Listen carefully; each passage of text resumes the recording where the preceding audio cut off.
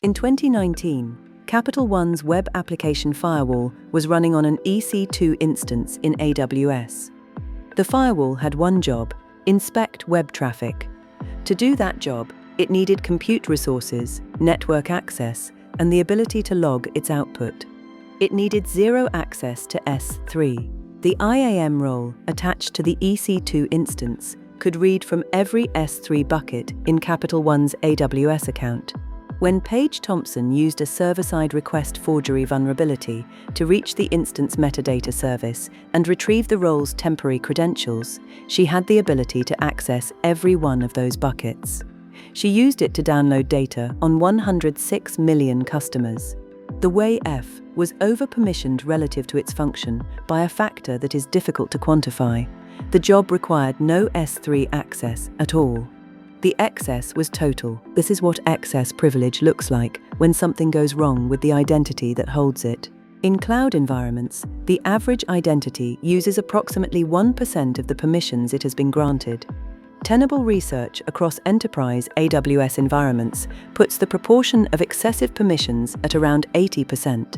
More than half of all identities in a typical multi-cloud environment are super identities, holding access to all permissions and all resources, and more than 60% of all identities are entirely inactive. These are not numbers generated by deliberate over-provisioning. They are the accumulated output of thousands of individually reasonable decisions made under consistent operational conditions over time. Call the gap between what an identity is granted and what it actually uses the permission gap. The permission gap is not dead weight. It is the attacker's working space, the surface of actions an identity can take that serve no legitimate purpose, available to anyone who holds that identity's credentials or can position themselves at the end of its propagation chain.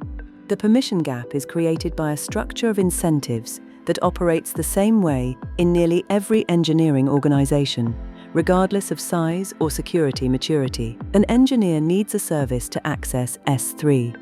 They reach for the AWS managed policy Amazon S3 full access. It grants read, write, list, and delete on all S3 buckets in the account. The service needs to write to one bucket. The managed policy takes 30 seconds to attach. Scoping a custom policy to the one specific bucket and the specific actions required takes 20 minutes, requires knowing the bucket's ARN at provisioning time, and produces an access denied error if the ARN changes or if the requirements turn out to differ slightly from the initial specification. The managed policy ships the feature. The custom policy creates debugging work. In that moment, for that engineer, the rational choice is the managed policy. No individual in this chain is making a security mistake. They are making a delivery decision. The security failure is the aggregate output of that decision, made by many engineers in many teams on many services, consistently over time. Excess privilege persists because no equivalent force operates in the other direction. At creation, there is pressure toward breadth, debugging friction, delivery timelines, managed policy convenience. At review, the process is designed to find identities that should not have access at all, not identities whose access exceeds what their function requires. An identity that should have S3 write access to one bucket but has S3 full access to all buckets passes a quarterly access review cleanly. The review confirms that the identity legitimately needs S3 access. It does not evaluate the scope of that access against the scope of the job. Copy-paste provisioning compounds this. A new service needs similar permissions to an existing one. The engineer duplicates the existing service's IAM role. The existing role already carried excess permissions accumulated over its own lifecycle. The new service inherits them. The permission gap grows without anyone adding a single unnecessary permission consciously. The blast radius is what this produces when an identity is compromised. The blast radius is the set of all resources an attacker can reach using that identity's credentials. The full scope of what the permission gap enables, exercised by someone with adversarial intent. An identity with S3 read access to one bucket has a blast radius of one bucket. an identity with S3, full access to all buckets in an account, plus CloudWatch read access, plus EC2 describe permissions, has a blast radius that includes every object in every bucket, full visibility into the account's monitoring data, and a complete inventory of the account's compute infrastructure. The same initial compromise.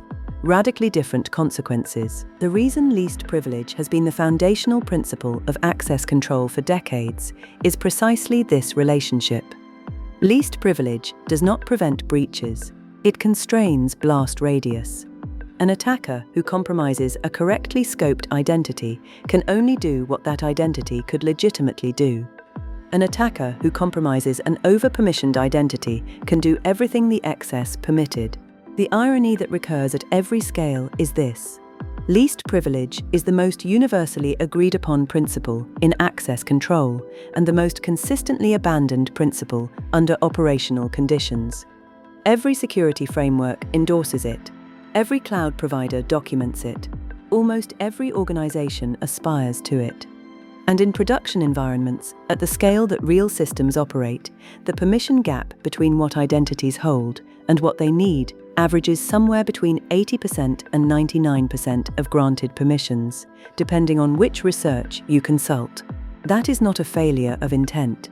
It is the predictable output of a system in which every incentive at the moment of provisioning points toward breadth, and no systematic force operates afterward to correct it. The question worth carrying into any environment is not whether least privilege is the goal. That question has a universal answer. The question is what the blast radius of each identity currently is, and how far an attacker who compromises the most accessible overpermissioned identity in the environment can travel from there. In most environments, that question has never been answered.